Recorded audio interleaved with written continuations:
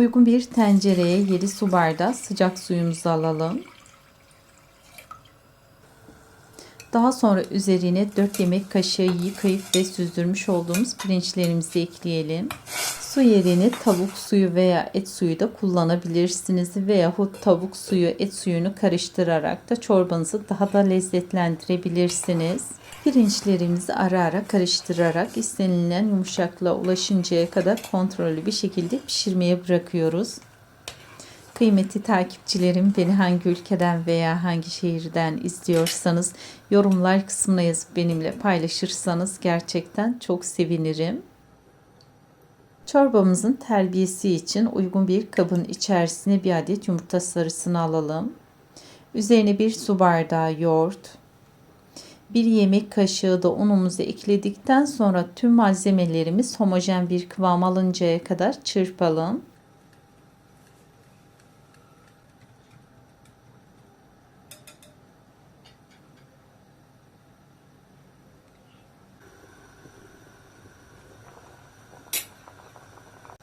Pirinçlerimiz istediğimiz yumuşaklığa ulaştıktan sonra çorbamızı kontrol ediyoruz.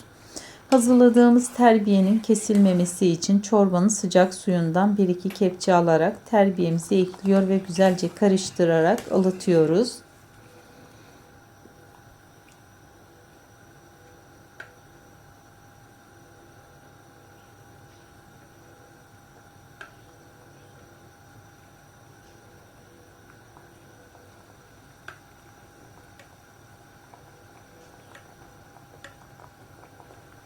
Sıcaklıklarını dengeledikten sonra terbiyemizi yavaş yavaş çorbamıza ilave ederken bir yandan da karıştırmaya devam ediyoruz.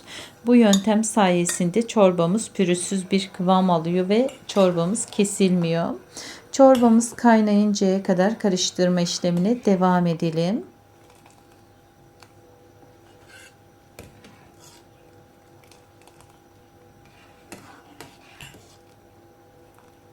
Terbiyemizi çorbamıza ekledikten sonra birkaç dakika daha pişiriyoruz. Bu aşamada çorbamızın kıvamı oturacak ve tüm lezzetler birbirine güzelce karışacaktır.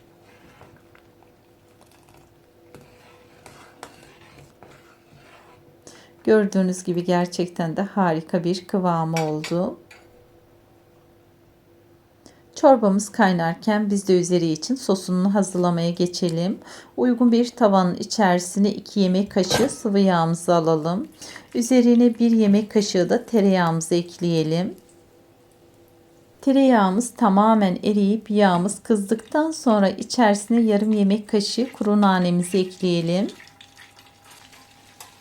Nanenin aroması yağ geçmesi için birkaç saniye kavurduktan sonra hazırladığımız sosu çorbamızın içerisine ilave edelim. Dilerseniz bu aşamada eklemek yerine servis sırasında kaselerin üzerine gezdirerek de sunabilirsiniz. Bu şekilde hem daha şık bir görünüm elde edebilir hem de nane aromasını daha yoğun hissedebilirsiniz. Tercih sizin.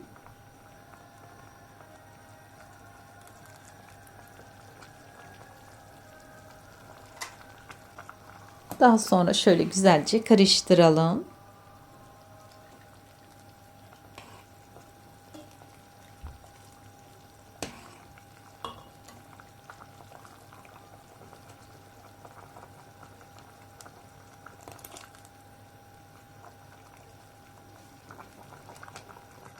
Ve son olarak da tuzumuzu ekleyelim.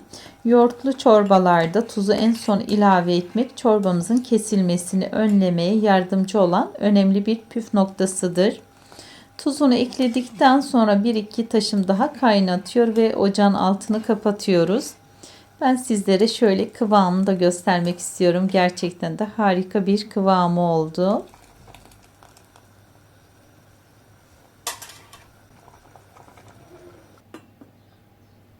Gördüğünüz gibi yayla çorbamız artık hazır. Tam kıvamında nefis bir yoğurtlu çorba elde ettik. Şimdi ocaktan alıp sıcak sıcak servis tabağıma koyuyorum. Sofralarınıza şifa olacak bu lezzeti mutlaka denemenizi tavsiye ederim. Beni buraya kadar izlediğiniz için hepinize çok teşekkür ederim. Eğer beni bu tarif ile tanıdıysanız kanalımda bunun gibi pratik, lezzetli birçok tarifimin var olduğunu belirtmek isterim. Yeni tarifler için kanalıma abone olmayı, bildirim gelmesi için zili açmayı unutmayın lütfen. Tarifimi beğendiyseniz videomu beğenmeyi ve sevdiklerinizle paylaşıp bana destek olmayı unutmayın. Evinizde sağlığınız, huzurunuz, mutluluğunuz hiç eksilmesin. Şimdiden deneyecek olan herkese afiyet olsun.